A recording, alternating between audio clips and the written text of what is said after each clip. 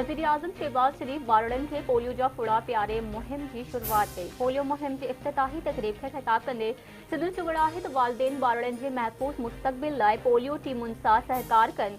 वफ़ाक़ी हुकूमत सूबनि सां गॾिजी पोलियो जो ख़ात्मो कंदी। यकीन आहे त गॾियल कोशिशुनि सां मुल्क खे पोलियो खां पाक कयो वेंदो। वज़ीर आज़म चयो त इहो मुमकिन बणायो आहे त मुल्क में हिक बि पोलियो जो केस न हुजे। पोलियो मुहिम दौरान सिक्योरिटी इदारनि जो किरदार वाखाण जोॻो आहे। पाकिस्तान तहरीक इंसाफ पारां इस्लामाबाद में सियासी ताकत जो मुज़ाहिरो। संगजानी में जलसो कयो पियो वञे। जलसे खे नज़र में रखंदे पुलिस शहर जा मुख़्तलिफ़ दाख़िली रस्ता बंद करे छॾिया।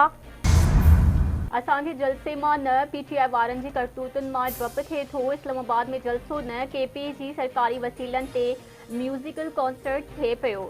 केपी जे माण्हुनि खे नए पाकिस्तान जे नाले ते टीको लगायो वियो। केपी जी अवाम जी बदकिस्मती आहे, उनखे अली अमीन गंडापुर मिलियो। पंजाब जी इतलात वारी वज़ीर उज़मा बुखारी जी लाहौर में प्रेस कॉन्फ्रेंस संदसि चवण आहे त जेकॾहिं ही तमाशा ऐं ड्रामा करणा आहिनि त केपी में ई करियो। तमाशो इस्लामाबाद में लगाइण जी कहिड़ी ज़रूरत आहे? अल्लाह थो ॼाणे अॼु जलसे में शिरकत कंदड़नि जो छा रेट हूंदो। सामूंडी हदुनि जी निगहबाननि खे सलाम। सॼे मुल्क में अॼु पाकिस्तान नेवी जो दिहाड़ो क़ौमी जोश ऐं जज़्बे सां मल्हायो पियो वञे। 8 सेप्टेम्बर पाक बहरिया खे ख़िराज तहसीन पेश करण जो दिहाड़ो आहे। 1965 वारी जंग में ज़मीनी ऐं हवाई फ़ौज दिफ़ा वतन जो फ़र्ज़ भरपूर तरीक़े सां अंजाम ॾिनो, पर 8 सेप्टेम्बर जो दिहाड़ो पाकिस्तान नेवी जे नाम रहियो।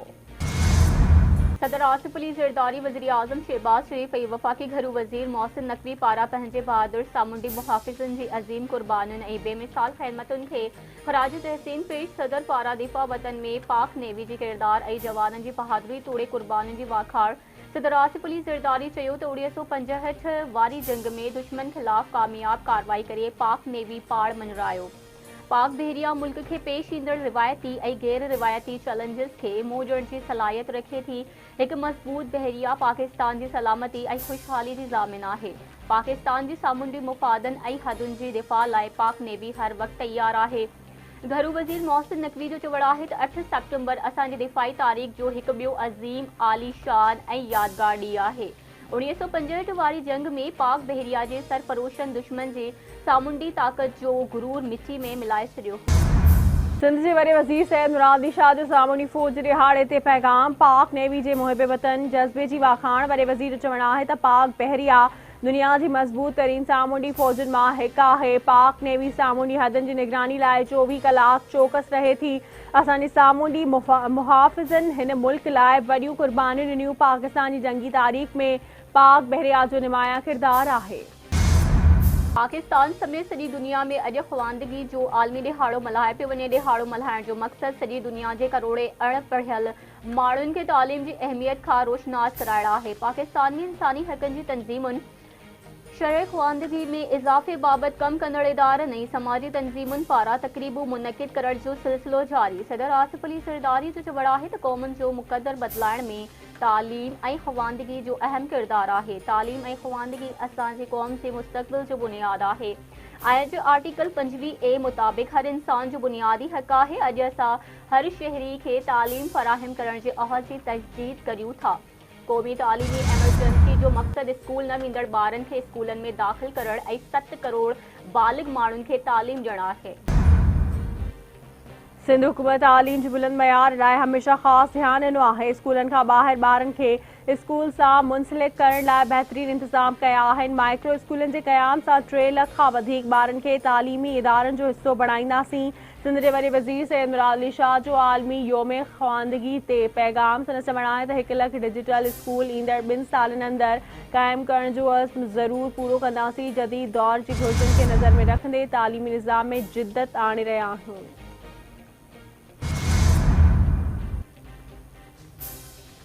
दिफ़ा वारे वफ़ाक़ी वज़ीर ख़्वाजा आसिफ मिलिट्री कोर्ट में पीटीआई बानी जे ट्रायल जो इशारो ॾेई छॾियो। ख़्वाजा आसिफ चवे थो मिलिट्री कोर्ट में पहिरीं बि ट्रायल थींदा रहिया आहिनि, हाणे बि थींदा रहंदा। मिलिट्री कानून तहत माण्हुनि जो ट्रायल थी सघे थो। पीटीआई बानी ख़िलाफ़ शाहिदियूं मिलिट्री ट्रायल तरफ़ वञी रहियूं आहिनि। ॾींहों ॾींहुं शयूं वाज़ह थींदियूं पियूं वञनि त उन जो ट्रायल उते थींदो। सवाल इहो आहे त पीटीआई बानी फ़ौजी हदफ़नि ते मुज़ाहिरा छो कराया। ॾखण वज़ीरिस्तान जे इलाइक़े वाना में हिकु गाॾी ते बम हमले में क़बाइली अॻवाण जो पुटु मारिजी वियो। अॻवाण समेत 3 ॼणा ज़ख़्मी। पुलिस मूजिबि क़बाइली अॻवाण मलिक जमील वज़ीर वारे इलाइक़े मां वाना बाज़ार वञी रहियो हो त अणॼातल जवाबदारनि रोड किनारे बम नस्ब कयो हो। धमाको रिमोट कंट्रोल ज़रिए कयो वियो। धमाके में मलिक जमील वज़ीर ऐं संदसि पुटु समेत 4 ॼणा ज़ख़्मी थी पिया, जिन मां संदसि पुटु ज़ख़्मनि जा सूर न सहंदे दम ॾेई छॾियो। ज़ख़्मियुनि जो हेडक्वार्टर अस्पताल में इलाज हलंदड़। मिठी भरसा ॻोठ वे हिंगोरजा में पाणी पीअण सबबि 9 ॼणा बेहोश थी विया। डॉक्टर मूजिबि दिल्ली में किरड़ी किरण खां पोइ पाणी वापराइण सबबि घर भाती बेहोश थिया। घर जा बेहोश थियल औरतुनि ऐं ॿारनि समेत समूरा भाती होश में अची विया। ताक़तवर तूफ़ान यागी चीन खां पोइ वियतनाम सां टकराइजी वियो। मुख़्तलिफ़ हादसनि में 4 ॼणा फ़ौत, 78 ज़ख़्मी। वियतनाम जे उत्तरी इलाइक़नि में तूफ़ानी हवाउनि सां घरनि जी छितूं ढही पट। तूफ़ान सबबि 12 ॼणा लापता। उन खां पहिरीं चीन में तूफ़ान सबबि 2 ॼणा फ़ौत, 92 माण्हू ज़ख़्मी थिया। भारत जे शहर लखनऊ में 3 माड़ इमारत किरी पई। 8 ॼणा दॿिजी फ़ौत, 28 ज़ख़्मी। फ़ौतुनि जा लाश कढिया विया। इमदादी टीमुनि गरियुनि मशीनुनि ज़रिए लाश कढिया। घोटकी में 4 ॾींहं अॻु कार जे मामले तां ज़ख़्मी थियल बहराम घोटो ज़ख़्मनि जा सूर न सहंदे फ़ौत थी वियो। घोटा बिरादरी जे माण्हुनि जो क़ौमी शाहरा ते मक़तूल जो लाश रखी धरणो। सिंध ऐं पंजाब खां ईंदड़ ट्रैफ़िक मुअत्तल। मुज़ाहिरीन जो चवणु आहे त असांजे नौजवान खे नाहक क़त्ल कयो वियो आहे। पुलिस क़ातिलनि खे गिरफ़्तार नथी करे ऐं नई FIR दाख़िल करे थी इंसाफ़ कयो वञे। टंडोलायार भरसा पीर काठी स्टॉप वटि कार जो रिक्शा खे टक्कर। 1 ॼणो फ़ौत, 2 ॼणा ज़ख़्मी। फ़ौती जी सुञाणप रमज़ान अराई नाले सां थी। शेख भिरकियो वेठो मोटरसाइकिल खे बचाईंदे डाटसन कल्टी। 1 फ़ौत, 12 ॼणा ज़ख़्मी। मोहम्मद खान शाख वटि मोटरसाइकिल खे बचाईंदे डाटसन कल्टी थी पई। हादसे में डाटसन ड्राइवर गुलाब नारे जो हयाती विञाए वेठो।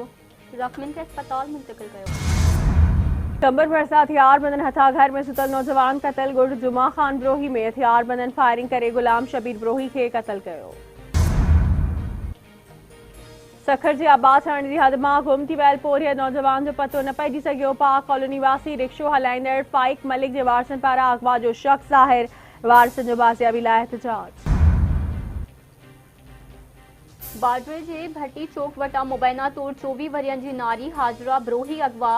नारी जे वाले जी फरियाद ते केस दाख़िल। महताब मशहूरी, साजिद मुग़ैरी ऐं नईम शना गिरफ़्तार। पुलिस मूजिबि गिरफ़्तार 2 नौजवान नारी सां फ़ोन ते ॻाल्हाईंदा हुआ। नंबर ट्रेस करे खैन गिरफ़्तार कयो आहे।